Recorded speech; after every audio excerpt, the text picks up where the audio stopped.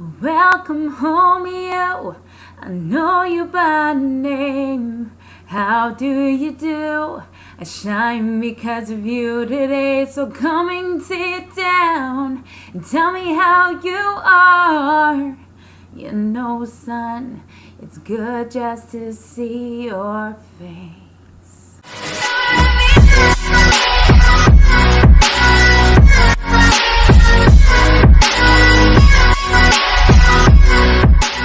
Hey everybody, welcome home. Welcome back to my channel, also my home. And today you can imagine we are going to be talking about home and what it means and how important figuring out what a true home really is. That song that I sang is a song by the infamous Brian Littrell, who used to be a part of the Backstreet Boys, for all you Backstreet Boy lovers out there. And that song was based on the prodigal son story from the Bible. If you don't know that story, just roughly, it was about a boy who left home and took all of his inheritance, which was a big insult at the time because his father was still alive. And he left home and he basically gambled it all away, spent it on women and booze and all that sort of thing, and came back broke. And in the end of the story, when he comes home and he says he's sorry to his father and that he was a fool, his father takes him back and basically welcomes him back into his arms and into the home. They throw a huge party and so on and so forth. It's a very traditional biblical story. It's also one of my favorites, and it always has something new to teach me.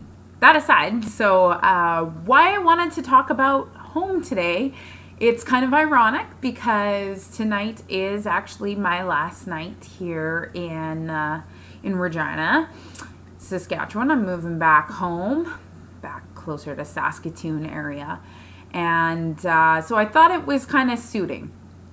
So home is something I really did struggle with because I put my idea and all my thought and my hopes and everything into a physical place.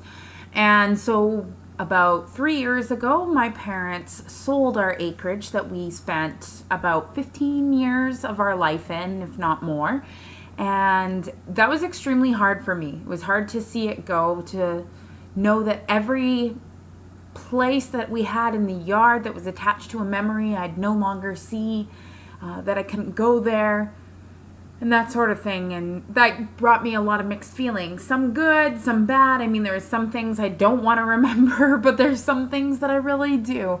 And it was really hard for me because I truly did put all my hopes and my understanding of what home was into that physical place. So once that was gone, I decided that it had to be a person. So, you look for love and you find someone and then you're like, oh, they're home for me. So what happens when you break up? Not so good. So I had to learn, and it wasn't until about a year ago that I learned that home is truly, as corny as the saying is, where your heart is. The people you love, the things you're passionate about, doesn't matter what it is.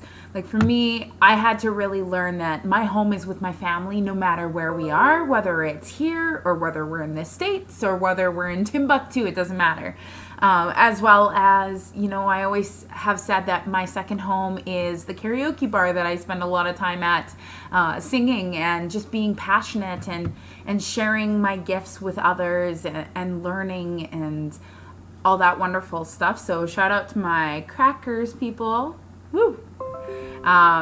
You guys have really shown me what home looks like. It's a place of love and acceptance and displaying yourself in a way that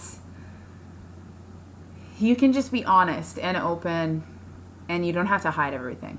Home was something that I really had to come to grips with.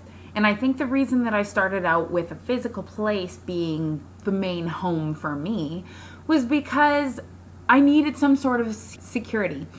And that's something we've kind of talked before about, and I'm sure I'll talk about it on the channel later on as well. But being adopted, even though I was really, really young, I had this sense of change constantly and didn't really have somewhere to feel like I could plant my feet and stand. And it wasn't until I realized that it's the things that make you happy and the people that make you feel loved and your loved ones and the things you're passionate about that really define where home is.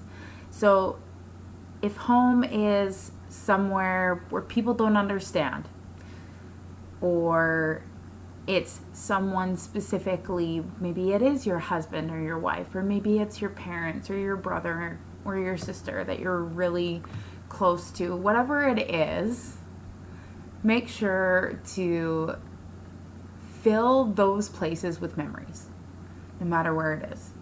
That's the number one thing that, looking back, it's not that I regret, but it's that I wish I had realized at a younger age how important memories were. Because memories and home go hand in hand. You can be halfway across the world and make the most amazing memories, whether it's laying on a beach together and building a sandcastle, or hiking up a mountain to the tallest peak, or snowboarding down one. As long as you're with the people you love and doing the things that you care the most about, why can't that be home? So that is my video. It's very short. I will see you guys in a new space next week. And yeah, I can't wait to be going home. I'm so excited to be around my family more and to be back with all my friends and back to my passions and pursuing more dreams and more goals. So thank you so much for joining us this week again on Adopted for Life. And if you like this video, please like, comment, subscribe. That would be great. You can do that all below. And we'll see you next time here on Adopted for Life. And know that you are always welcome here at our home. Have a great night.